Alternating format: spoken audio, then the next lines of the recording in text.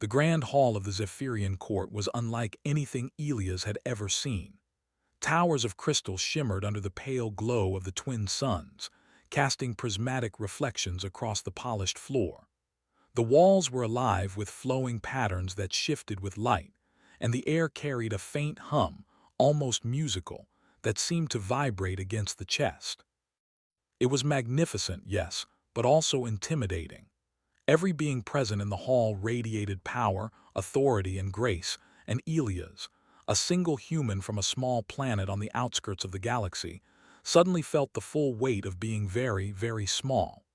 He stepped carefully, his boots clicking against the smooth surface, each sound echoing loudly in the vast chamber. A dozen pairs of eyes turned toward him, some curious, some suspicious, and some openly hostile.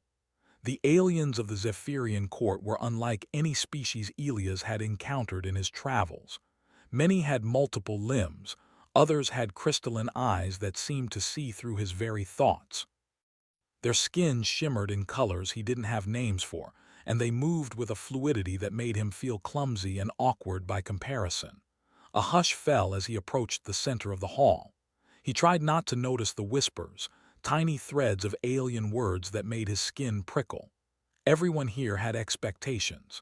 He was supposed to be weak, fragile, expendable. That was the assumption about humans. He had heard it before in distant stations and backwater systems, but facing it in person, he could feel the disbelief in the air. Every eye on him was a calculation. How long before he faltered? How long before the humans failed? And then the queen appeared. She stepped down from her throne and everything seemed to pause. Not because she commanded it with brute force, but because of the sheer intensity of her presence. Her armor gleamed like liquid crystal, shifting through colors that made Elia's head spin. She was tall, taller than any human he had ever met, but it was the way she held herself that struck him most, the absolute certainty, the quiet dominance that demanded attention. Her eyes locked onto his, and for the first time since he had entered the hall, he felt seen, not just as a human but as someone important. The court erupted into murmurs at her approach, but she raised a hand, sharp and deliberate. Silence followed instantly, and then she shouted words that would echo in the chamber forever. "He is my human." Heads turned, jaws dropped, and a frozen wave of silence fell over the hall. Elias could barely breathe. He didn't understand. Why would she claim him like this, in front of all these powerful beings who expected humans to be weak and insignificant? But the queen's eyes didn't waver. There was no mistake, no uncertainty. The words carried a weight of authority that was absolute. A voice, sharp and questioning, rose from the council of elders. "Your Majesty," it said, almost a hiss, "this human is not part of our protocol. No human may hold such a position. How do you justify this?" "He is capable, he is trustworthy, and he stands where no alien could." That is all the justification needed. Elias felt the weight of their judgment pressing down on him, but he also noticed something else, a flicker of doubt. They had expected failure. They had expected weakness. And yet here was a human, standing unarmed, unarmored, and unafraid, protected by the queen herself. Elias opened his mouth to speak but stopped. What could he possibly say? He was a simple human, a traveler who had somehow found himself in the court of an alien queen. Yet the queen's proclamation had changed everything. He was no longer just a visitor. He was someone whose presence mattered, and for the first time, he felt the thrill and terror of responsibility. The council demanded answers. Questions came in rapid succession, each one more pointed than the last. Who was he? What were his skills? Could he be trusted? Elias answered as honestly as he could, explaining his past travels, his knowledge of other systems, his understanding of human strategy and ingenuity. The aliens listened, their faces carefully neutral, yet Elias could sense the skepticism beneath. A human's mind worked differently, they thought. Fragile, unpredictable, incapable of the precision required in interstellar diplomacy or war. But Elias remained calm. He smiled faintly, letting a touch of humor lighten the tension. It was a risky move, and a few eyebrows rose in suspicion, but it worked. Alien logic didn't always account for human boldness or the ability to diffuse tension with wit. That small moment of levity was a crack in the rigid expectation of human weakness. Outside the grand hall, messengers had already begun to whisper across the court. Aliens who had never encountered humans spoke cautiously now. Rumors spread that the Queen's human might not be ordinary, that he might possess a unique gift of insight, intuition, and problem-solving. Already the notion that humans were fragile began to falter, replaced by something more complex: curiosity, wariness, and perhaps even fear. The Queen did not allow the council to linger in their uncertainty. She led Elias to a platform before her throne, standing beside him with a posture that declared to the entire hall, "This human is mine, and his place here is not negotiable." Her confidence was contagious. For the first time, Elias felt it settle within him, a sense of strength he hadn't known he could summon. Standing beside her, he was not weak. He was human, and humans were more than the aliens expected. A sudden commotion erupted at the far end of the hall. Guards had detected a ripple of energy in the outer corridors, a warning system that indicated someone had entered without clearance. The council murmured in alarm, fingers pointing at Elias, assuming he had triggered some trap. But the Queen's hand rested on his shoulder, steadying him and silencing the room. "He is not the threat," she said. "Observe before judging. You might learn something." And in this moment, that underestimation became their greatest weapon. The ripple of energy solidified into a figure, a Zephyrian envoy who had come with urgent news. Aliens leaned forward, eager for information, and Elias realized that he, too, was expected to understand, to interpret, to act.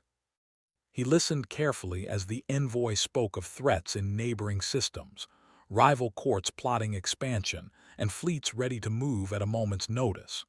Humans rarely commanded attention in interstellar politics, but now, because of the Queen's trust, he was being included, and his mind began to race with possibilities.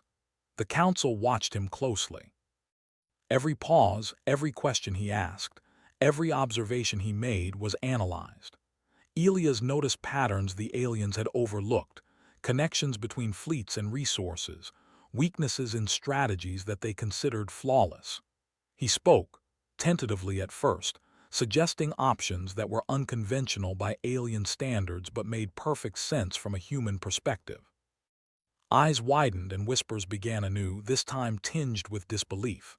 Could a human, untrained in alien tactics, really perceive these truths?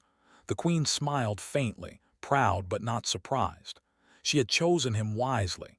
Humans were resilient, adaptive, and brilliant in ways that aliens often failed to anticipate.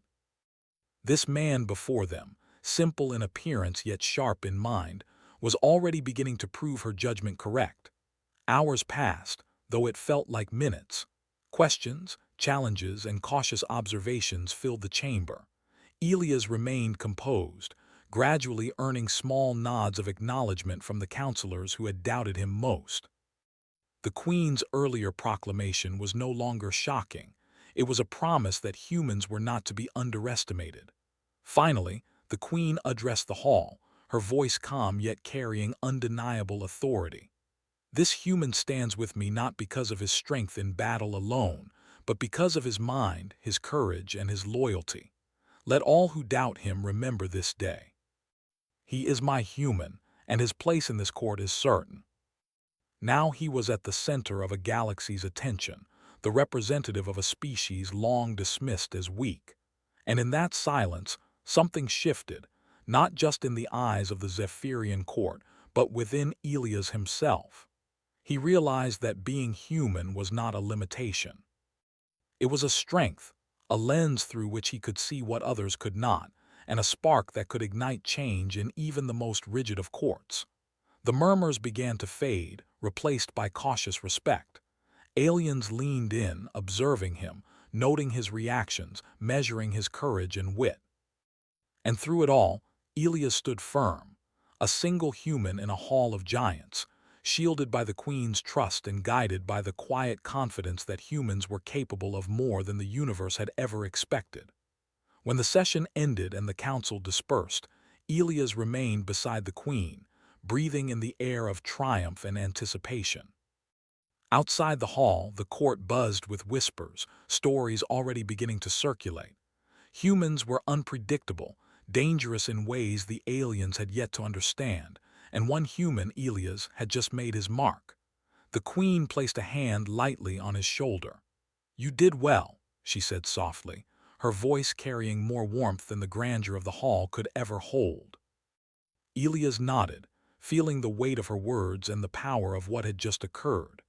The first step was taken. The galaxy would take notice of humanity soon enough. And as the twin suns set beyond the crystalline towers, casting long shadows across the grand hall, Elias realized that his journey had only just begun.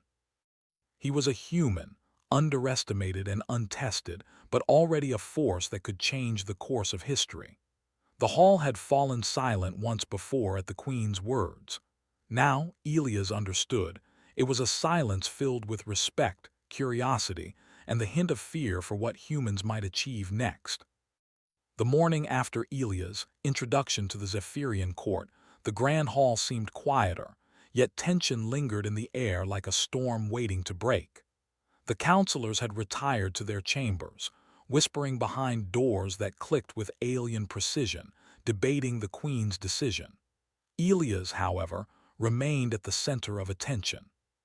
His presence alone caused unease, curiosity, and cautious admiration, but the council's questions were far from over.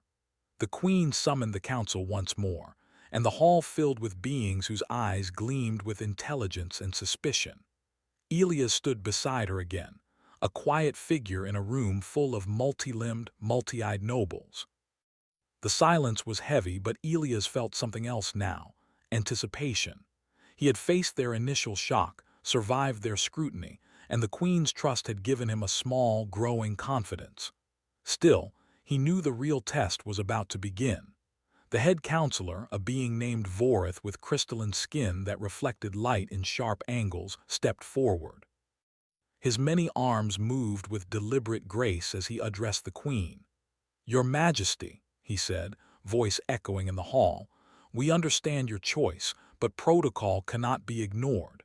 No human has ever held a place of influence here. How do you justify placing him at the center of our council's attention?"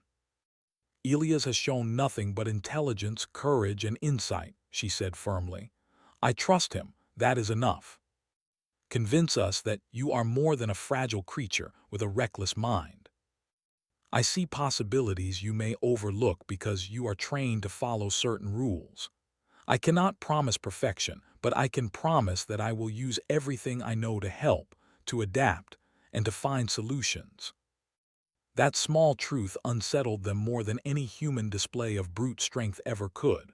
The questioning began in earnest. Counselors asked Elias about tactics, diplomacy, knowledge of neighboring systems, and survival skills. Each question was carefully designed to expose gaps in understanding or logic. Elias answered with clarity and creativity, offering solutions that seemed unconventional to alien minds, but made sense in practice. He suggested ways to strengthen defenses using the gravitational currents of nearby asteroids, plans to navigate fleets through sectors previously considered impossible, and contingencies that accounted for the unpredictable nature of space itself. Some counselors frowned, muttering about reckless thinking, but others began to sit straighter, ears perked, eyes narrowing in interest. Elias' human perspective, once assumed inferior, started to shine as a unique advantage. He was not bound by centuries of alien tradition, nor limited by the rigid structures of their logic. He thought differently, and that difference was beginning to matter. Hours passed, and the council grew restless, but the Queen remained beside Elias, her confidence unwavering. She noticed how the council reacted, how small nods of acknowledgement began to appear despite their initial resistance. "Observe," she said quietly to him. "You are showing them the strength of being human. They will learn eventually." Elias studied the map, analyzing the positions, movement speeds, and available resources.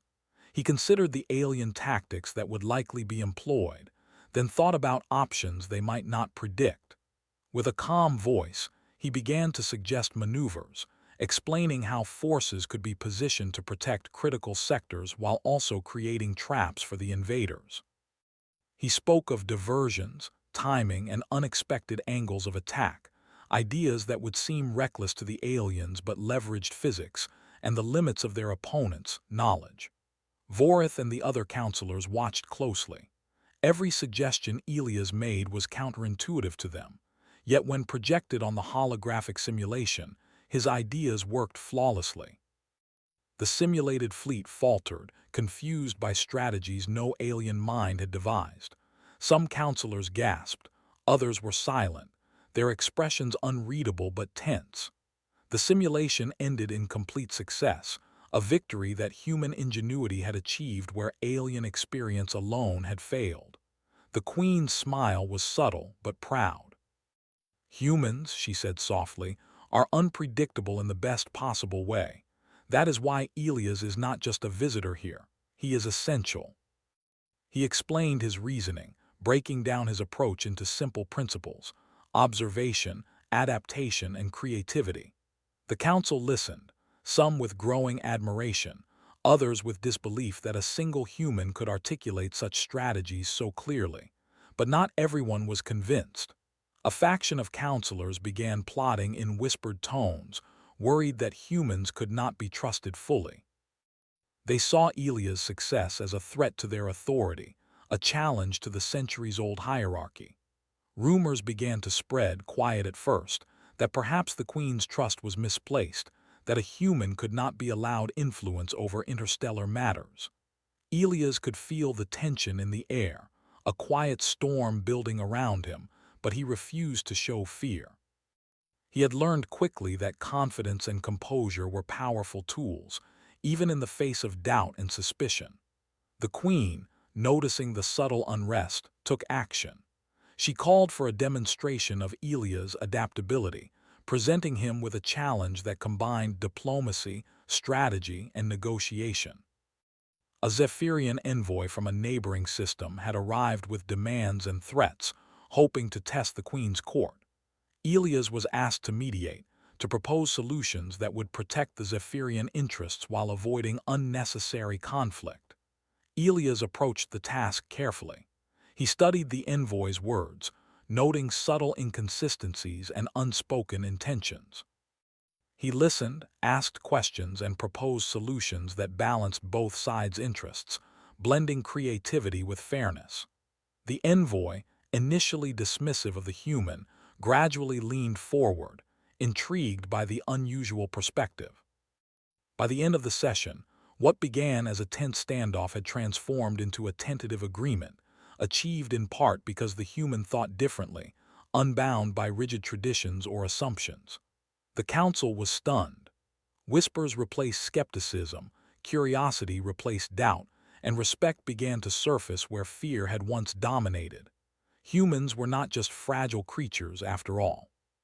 They could adapt, think independently, and achieve results that aliens, with all their training and experience, sometimes could not. Elias had proven that day that humanity was not defined by physical strength alone, but by ingenuity, courage, and the ability to see what others could not. The Queen's eyes met his across the hall. Her gaze carried approval, pride, and a quiet warning. She had given him trust, and he had begun to honor it. But the path ahead would be more difficult. Aliens would continue to test him, question him, and perhaps even challenge him directly. And Elias knew he would need to rely on more than intellect. He would need resilience, quick thinking, and the unexpected boldness that humans carried as a natural gift. As the session drew to a close, Elias felt a mixture of exhaustion and exhilaration. He had navigated suspicion, skepticism, and direct challenges, proving himself to the Queen and the Council. The hall, once filled with whispers of doubt, now buzzed with the quiet recognition that humans were more than the sum of alien assumptions. Outside the chamber, news of his success spread quickly. Aliens in the corridors paused to discuss the human who had outmaneuvered their best tactics, solved impossible problems, and even negotiated a tense diplomatic situation. Some looked at him with admiration, others with unease, and a few with outright envy. But all acknowledged one undeniable truth: humanity was a force that could not be ignored.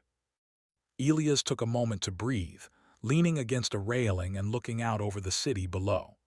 The towers of crystal stretched endlessly, reflecting sunlight across the streets and plazas filled with alien life. It was breathtaking, overwhelming, and yet filled with possibility. He realized that being human in this court was not a weakness, it was a unique advantage. His mind could see solutions, his courage could inspire allies, and his unpredictability could disarm enemies. The queen approached quietly.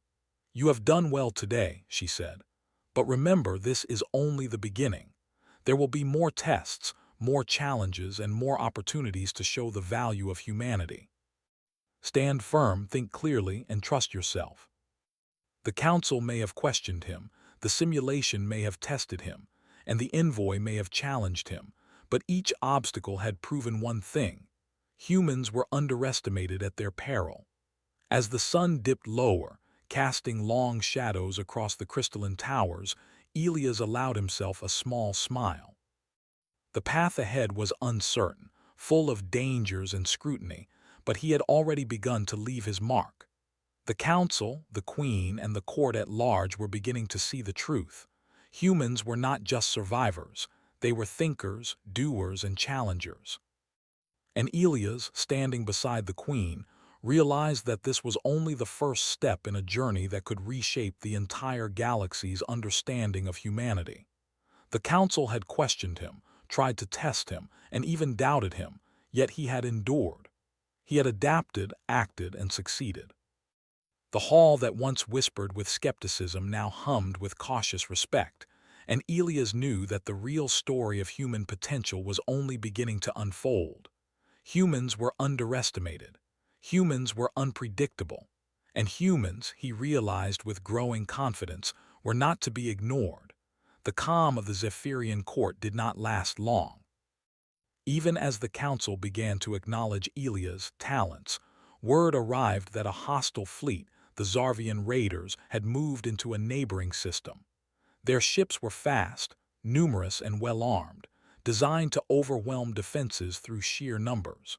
The queen's eyes darkened when she received the intelligence. For centuries, no fleet had threatened the Zephyrian system without warning, yet here was one at their doorstep, confident that the court's human would be weak, predictable, and powerless. Elias stood beside the queen as the reports were laid out on the holographic map. Tiny specks glimmered across the projection, representing ships moving in precise formations. He studied the map carefully, noting the fleet's speed, their likely approach vectors, and the defensive positions of the Zephyrian forces. The aliens assumed he would panic or freeze, as many had predicted humans would do under pressure. But Elias remained calm. He felt a surge of determination that had nothing to do with pride and everything to do with opportunity. Humans were underestimated, and now that misjudgment could be turned into an advantage. The council convened immediately to plan a defense. Vorith and other senior members spoke with authority, outlining strategies that had protected the system for decades. They relied on rigid formations, precise firing sequences, and the expected tactics of the Zarvian raiders. Elias listened quietly, watching the simulations replay over and over. He noticed patterns the aliens had missed: predictable maneuvers, blind spots in defensive grids, and overconfidence in certain ship formations. When the council asked for his input, Elias spoke slowly, clearly, and confidently. "Their fleet is fast and relies on numbers to overwhelm defenses. If we meet them head-on with standard formations, we will be outnumbered and outmaneuvered. But if we use the terrain of the asteroid belts, the gravitational pull of nearby moons, and their assumptions against them, we can divide their forces and neutralize their advantage." Many of the proposals sounded reckless, sending smaller fleets into risky areas, using gravitational currents to redirect ship trajectories, and setting traps that relied on timing and deception rather than raw firepower. Some counselors whispered that humans were foolish, yet the queen remained silent, letting Elias speak. He outlined a plan that relied on unpredictability. Ships would appear where none were expected, using natural formations as cover. Smaller units would harass enemy flanks while the main fleet drew the Zarvian ships into traps. Resources would be divided in ways the aliens had never tried, but every step was calculated, based on observation and the limitations of the enemy. "You are suggesting a strategy that no Zephyrian has ever attempted," Vorith said, his voice tight. "It is risky, untested, and human. That difference is our greatest advantage."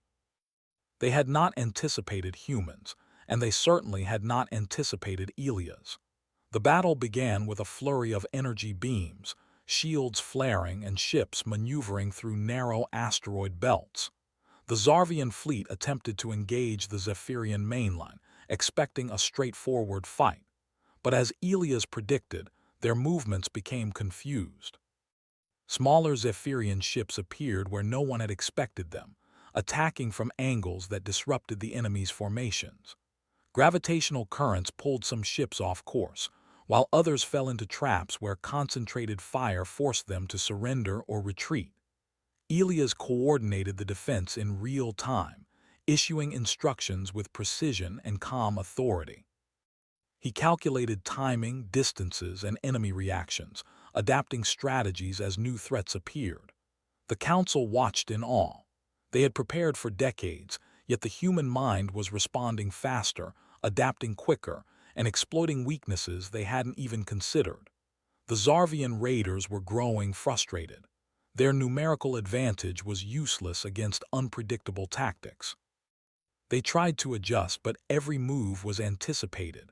The aliens had never encountered such a mind that did not follow rules, a mind that was creative, intuitive, and fearless. Hours passed in tense combat.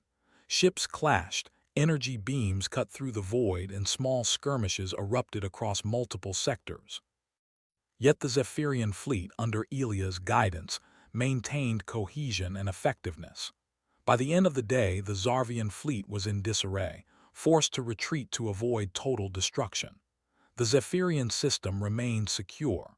The council erupted into applause, not because of brute force, but because of strategy, foresight, and ingenuity. Humans, once dismissed as fragile and weak, had just altered the course of battle through sheer intellect and audacity. The queen's eyes shone with pride as she turned to Elias. "You see, counselors," she said, "this is why he is my human." He had outmaneuvered a fleet, outthought experienced commanders, and preserved the system without relying solely on technology or sheer numbers. His human perspective, flexible, creative, and unpredictable, had made the difference. After the battle, the counselors began to approach Elias with questions, curiosity replacing suspicion. They asked about his thought process, how he anticipated enemy moves, and why he had chosen certain strategies. Elias explained step by step, breaking down each decision in simple, logical terms. The counselors listened, fascinated, realizing that humans were capable of a type of reasoning that complemented Zephyrian knowledge rather than opposing it. Even Vorith, who had been the most skeptical, approached him. "I underestimated you, human," he admitted quietly. "Your approach, it is unlike anything we have seen. Perhaps humans have value we have ignored for too long. Sometimes it means acting where others hesitate." Pilots, engineers, and citizens of the Zephyrian system discussed the human who had outsmarted the enemy. Some were skeptical at first, unwilling to believe a single human could achieve so much, but the results were undeniable. Ships had survived, fleets had been preserved, and a threat that seemed overwhelming had been neutralized. Humans were no longer curiosities, they were a force. Elias spent the evening reviewing the battle's outcomes with the queen. She asked him to analyze what had worked, what could be improved, and how the system might prepare for future threats. He did so with care, noting minor mistakes in timing, communication, and fleet positioning, but also highlighting the strengths, speed of thought, adaptability, and creativity. The Queen nodded at each point, impressed by his insight. "You have changed their perception today," she said softly. "Not only of humans, but of what it means to think beyond tradition.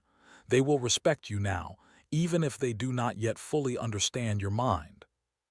Humans had survived countless dangers by relying on ingenuity and resilience, and today that same spirit had proven vital. He had acted without fear, adapted to circumstances, and achieved results that no one had expected. The Queen stood and placed a hand on his shoulder. "Rest now," she said. "Tomorrow, new challenges will arrive. But remember this, humans are underestimated for a reason. That underestimation is our strength. Use it wisely." The night settled over the crystalline towers of the Zephyrian capital. Stars glittered across the sky, distant and cold, but filled with possibility. Elias looked out from his quarters, reflecting on the events of the day. The council had begun to accept him, the Queen had trusted him, and the enemy had been repelled. Yet he knew this was only the beginning. Challenges would continue to arrive, each testing his ingenuity and courage. But he was ready. Humans had faced the impossible countless times before. They had adapted, survived, and thrived where others failed. And Elias, standing in the heart of an alien court that had doubted him, understood that being human was not a limitation, it was a power. The galaxy had witnessed one human's ability to change the course of battle. The Council of Zephyrians had begun to recognize that humans were more than fragile creatures. They were thinkers, doers, and challengers. And the Queen's proclamation echoed in Elia's mind. "He is my human." Not only was it a statement of trust, but a warning to anyone who underestimated him or his species. Elias knew that the real journey was only beginning. Battles would come, challenges would rise, and enemies would assume weakness. But each time humans would defy expectation. Each time ingenuity, courage, and unpredictability would prevail. Today had proven it. Tomorrow would test it further. And in that quiet moment, looking over the city and the stars beyond, Elias understood the truth. Humanity's story was only beginning, and no alien, no matter how powerful or experienced, could ignore it. The victory over the Zarvian raiders had shifted the atmosphere in the Zephyrian court. Where skepticism had once ruled, now curiosity and cautious respect filled the corridors. Aliens who had openly doubted Elias' abilities now whispered in awe about the human who had outsmarted a fleet. Pilots retold the story, embellishing details of the clever tactics that had turned the battle in their favor. Engineers spoke of the ingenuity that had used asteroid belts and gravitational currents to outmaneuver the enemy. Even the counselors who had been most vocal in their doubt could not hide their astonishment. Elias walked through the corridors beside the Queen, feeling the eyes of courtiers upon him. Some gazes were admiring, some fearful, and a few were cautious, still trying to measure the true limits of a human mind. It was exhausting, but also exhilarating. Humans were underestimated, and the uncertainty of expectation had become their advantage. Wherever he went, whispers followed him like a shadow. "The human who outwitted the Zarvian fleet," they said. "The Queen's human." Remember this. Every step you take, every decision you make is observed. Your presence changes the court, whether they admit it or not. But now, his mind, his courage, and his unconventional thinking had left a mark. The Queen's trust had amplified his significance, making him more than an individual.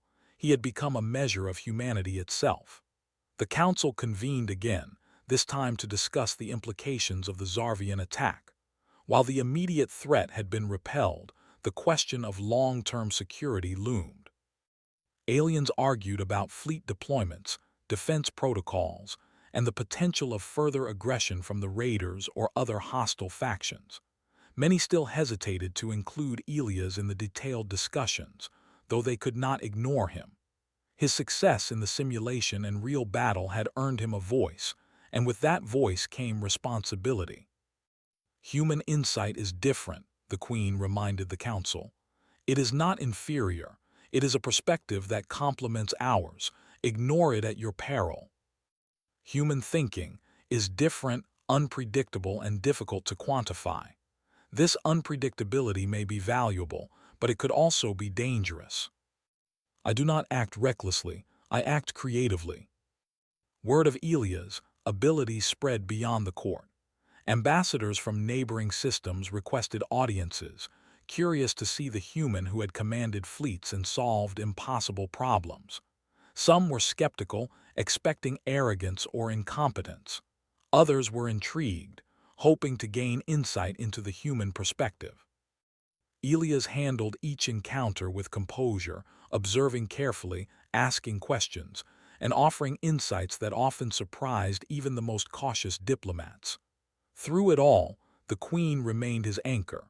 She guided him, advised him, and shielded him from the most aggressive attempts to undermine his influence. They test you not because they distrust you, she said one evening, but because humans are unfamiliar. They fear what they cannot predict. That fear is natural, and it is your strength. Aliens who had laughed at the idea of trusting a human now approached Elias with a mixture of curiosity and caution, eager to learn and unwilling to underestimate him. Yet not all was calm. A faction of counselors still harbored resentment, feeling that centuries of tradition had been challenged too quickly. They whispered in corridors and behind closed doors, questioning the Queen's judgment and plotting ways to undermine Elia's influence. They argued that humans were dangerous precisely because they could not be predicted, that their success in battle did not guarantee loyalty, and that placing a human at the center of decisions threatened the stability of the court. Elias sensed the tension but did not respond with fear or anger. Instead, he focused on observation, patience, and careful action. He understood that influence was not given.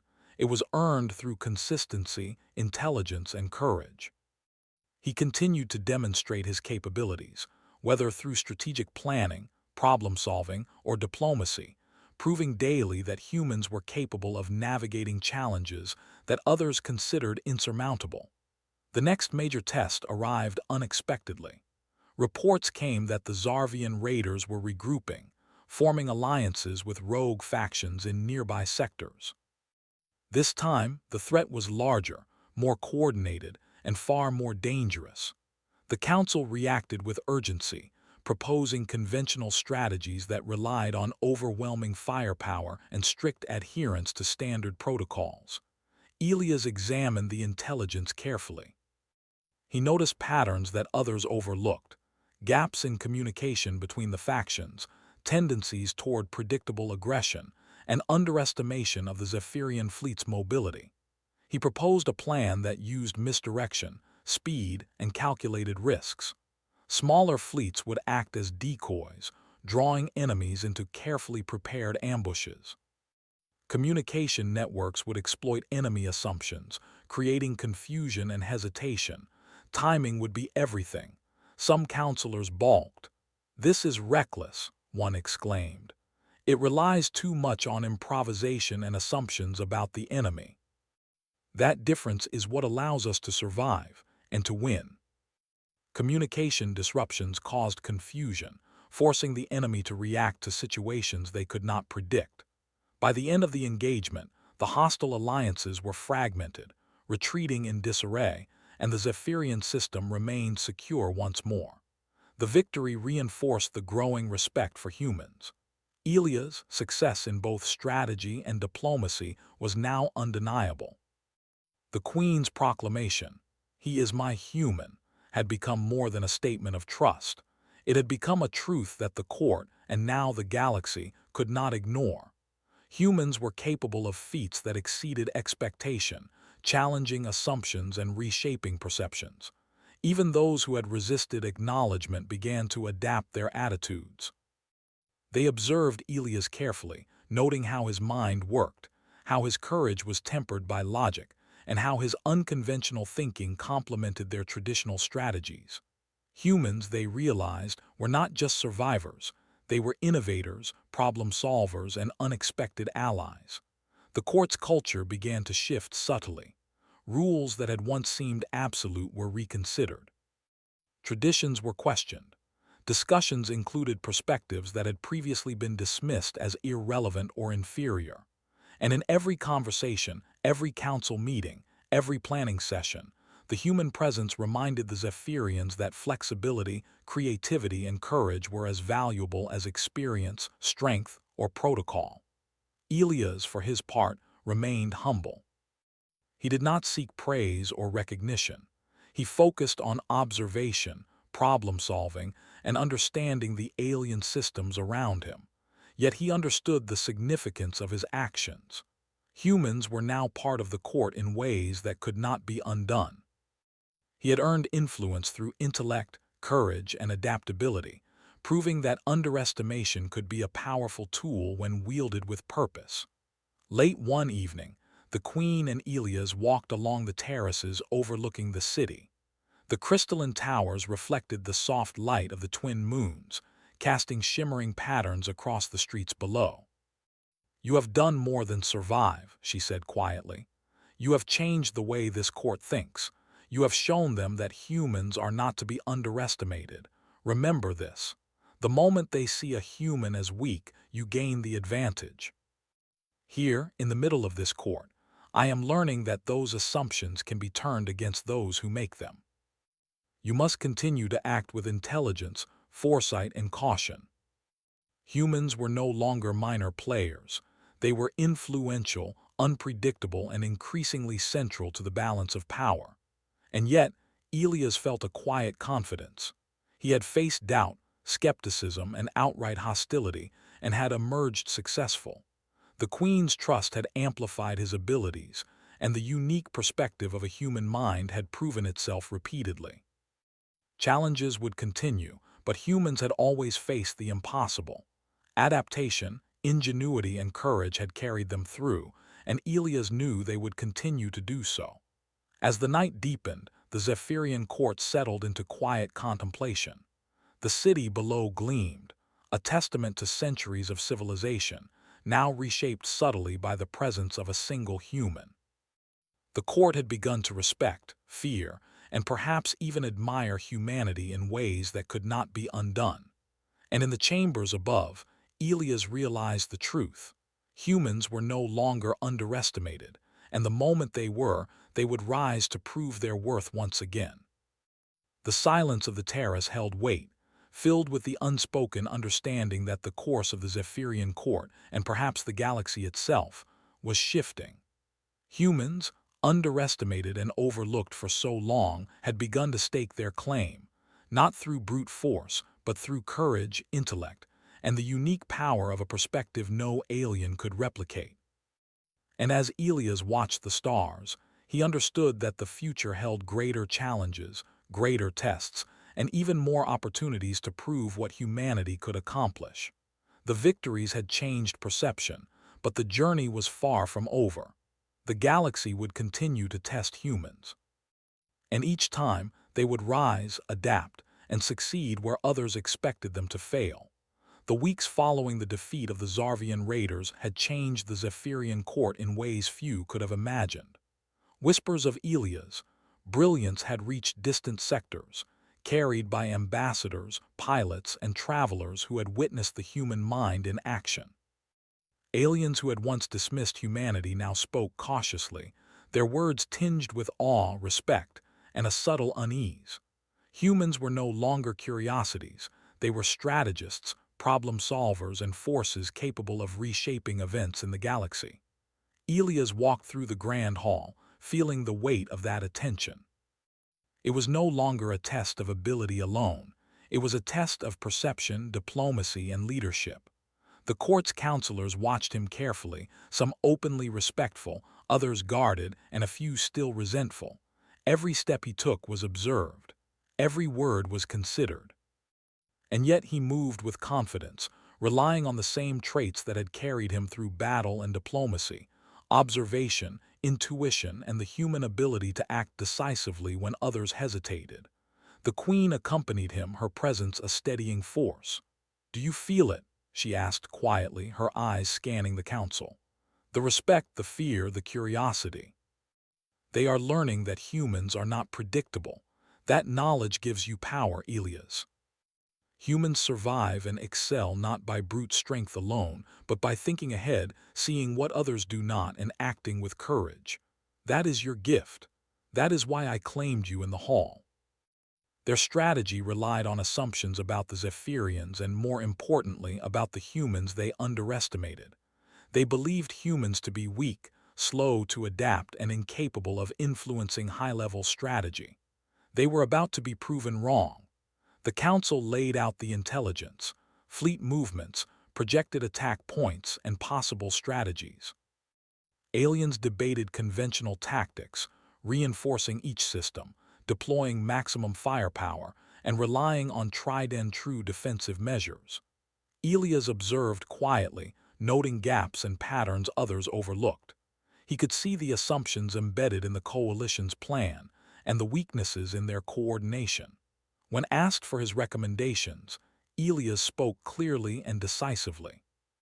"We cannot meet them directly in every system. They expect that. We must act in ways they cannot predict, divide their attention, exploit the gaps, focus strength where they will not anticipate it, and above all, move quickly and decisively. If we miscalculate, we could lose entire sectors. Use it wisely, and it will protect you." Smaller human-guided units acted unpredictably, taking actions that no alien planner would have dared attempt, yet each movement was calculated, precise, and effective. The enemy coalition faltered. Ships collided, lines broke, and commanders grew frustrated at the failure of their best-laid plans. They did not anticipate human ingenuity, the ability to improvise, adapt, and exploit weaknesses that could not be predicted. Elias coordinated the actions from the command deck, issuing instructions calmly, watching outcomes, and adjusting in real time. He did not panic. He did not hesitate. He observed, calculated, and acted with confidence. By the end of the campaign, the coalition had suffered devastating losses. Their coordinated strikes failed, fleets were fragmented, and attempts to regroup were met with strategic counterattacks that kept them off balance. Aliens in the Zephyrian court celebrated the victories, but the respect for Elias went beyond celebration. It had become reverence. The human had not only survived, they had reshaped the battlefield, outsmarted seasoned commanders, and altered the trajectory of the galaxy's perception of humanity. The council convened again, this time in quiet contemplation. Many spoke carefully, almost reverently, as they discussed strategy and observation. Where doubt had once ruled, respect now held sway. Humans were no longer considered fragile or insignificant. Elia's mind, courage, and unconventional approach had shown that they were forces to be reckoned with. Vorith, the head counselor who had doubted him most, stepped forward. "I have seen the truth," he admitted, voice quiet but firm. "Humans are not what we assumed. They think differently, they act differently. And in doing so, they can achieve results we cannot always anticipate. This, human, has changed our understanding of possibility." And the Queen's declaration, shouted in the hall weeks ago, now carried undeniable weight. "He is my human." Humans were no longer minor players. They were unpredictable, capable, and influential. The Queen's human had become a symbol, a standard-bearer, and a warning to any who assumed they were weak. Elias understood the implications. The victories had secured the Zephyrian system and changed the court's perception, but they also attracted attention, both positive and negative. Humans were now on the map. Allies would seek guidance, enemies would test limits, and the balance of power could shift with every action. He had to remain vigilant, precise, and thoughtful.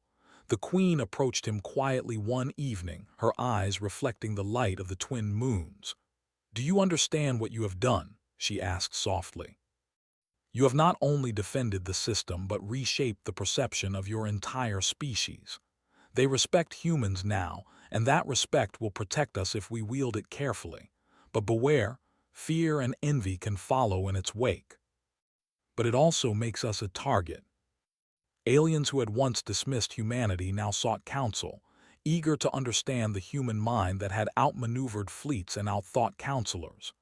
Even skeptics approached him with careful questions, testing his reasoning, observing his reactions, and measuring the consistency of his judgments. Each time, Elias demonstrated patience, clarity, and adaptability. His human perspective, once underestimated, now guided decisions that shaped entire sectors.